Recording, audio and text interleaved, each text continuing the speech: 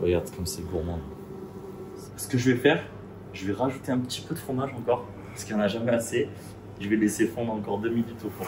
Par contre, je te le dis, c'est pas une recette pour le régime, mais bon, on va prendre des forces. Hein.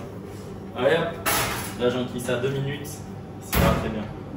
Hello Brut, moi c'est Igor Boulet. Aujourd'hui je suis là pour vous présenter une recette que j'ai jamais fait, une focaccia automnale à base de butternut et pas mal de petits champignons, scaramouza fumée, morbier.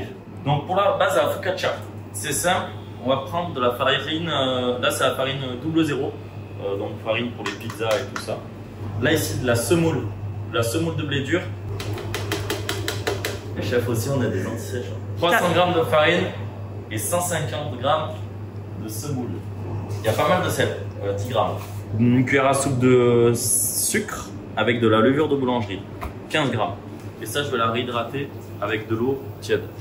Elle repose à peu près une bonne dizaine de minutes. Ça c'est ma pulpe de butternut. C'est tout simplement des butternuts que j'ai mis en cuisson en vapeur. Donc épluchés et après mixés. On dirait un peu de la purée en fait. Ouais c'est ça, c'est de la purée tout simplement. Hop. Donc là il y a à peu près 200 g. Donc là on peut tourner. Et t'ajoutes ta levure. La levure est liée à l'eau. Et là au total il y a 200 g d'eau. D'accord. Donc là je vais rajouter mes 150 g. Il y a 50 g qui étaient avec la dilution de la levure. Eau chaude, c'est important. Et là je rajoute l'équivalent de 2 cuillères à soupe d'huile d'olive. Quand ça commence à se décrocher du bol comme ceci, là on va être bon. Tu donnes un peu de la force. Donc là, tu as ta masse, tu le fais reposer pendant bien 2 heures à température ambiante pour accompagner la focaccia.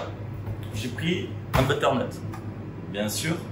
Là j'ai pris quelques petits champignons, des petites chanterelles, lactaires et girolles. Tu peux mettre des pleurotes par exemple. Pleurotes, champignons de Paris, ça va très bien. Moi je suis hors des choix, hein. Donc les châtaignes c'était obligé. Ça va super bien avec la butternut. Et les fameuses graines de courge avec lesquelles on va faire un praliné. On va faire rôtir au four. J'ai préchauffé mon four à 220 degrés. Pour un four très chaud. Il faut quand même un peu de beurre dans cette histoire. Là tu as l'équivalent de 50 grammes à peu près. Là, za'atar. Et moi j'ai mis avec le butternut un peu de piment d'Espelette. Pour à peu près 20 minutes de cuisson, four très chaud. Hein. Alors, on va faire le petit praliné. Graines de courge, huile, on mixe à fond. Ça nous fait une pâte, en fait, comme un praliné mais salé. Tu vois, là t'as un beau praliné fait en 4 minutes. Regarde. Ouais, je te dis que ça chante. T'as vu comment ils sont beaux? Impeccable. Les champignons. Là, je me mets 2 petites gouttes d'ail. Là, je mets une petite noix de beurre. Un peu de sel. Non, c'est bon.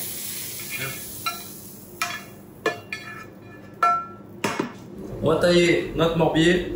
Il faut prendre des fromages qu'on puisse couper comme ça en morceaux, pas déjà râpés. En fait, ce qui est bien, c'est avec cette recette, c'est vraiment l'adaptabilité que tu peux avoir à la maison. La base, il faut peut-être pas la changer, parce que avec la butternut, c'est cool. Mais après, les toppings par-dessus, c'est comme bon te semble. Regarde, c'est encore gonflé. Hop. Ce qu'on va faire, mettre l'échelle d'huile d'olive. Et après, ça c'est le fameux geste assez satisfaisant de la recette. C'est tu vas faire ces fameux trous de la focaccia. Et là on peut mettre notre butternut qui a été rôti. N'hésite pas à l'enfoncer un petit peu. Le morbier. Quelques oignons. On enfonce ça. 220 degrés. On va commencer à mettre 20 minutes. Bon, on est à mi-cuisson là. Quasiment. Ça a bien doré. Hein. Ça a bien doré. Hein. Je vais rajouter un petit peu de fromage encore. Parce qu'il n'y en a jamais assez. C'est pas une recette pour le régime. Mais bon. Allez hop. Là, j'enquille ça 2 minutes. Ça va très bien. Regarde comme c'est gourmand. Hop. Donc là, on a nos petits butternuts. Ça, c'est le côté gourmand. Donc là, des petits champignons, nos petites châtaignes. Et voilà, ma focaccia d'automne au butternut. Ça peut même faire un plat, tu vois, tu mets au milieu de la table, à la place d'un bourguignon ou autre, tu mets ça au milieu de la table, tu partages une belle salade verte. On dirait même pas une focaccia en fait. On dirait même pas une focaccia, on dirait un petit gâteau. C'est l'air de vérité. Hein.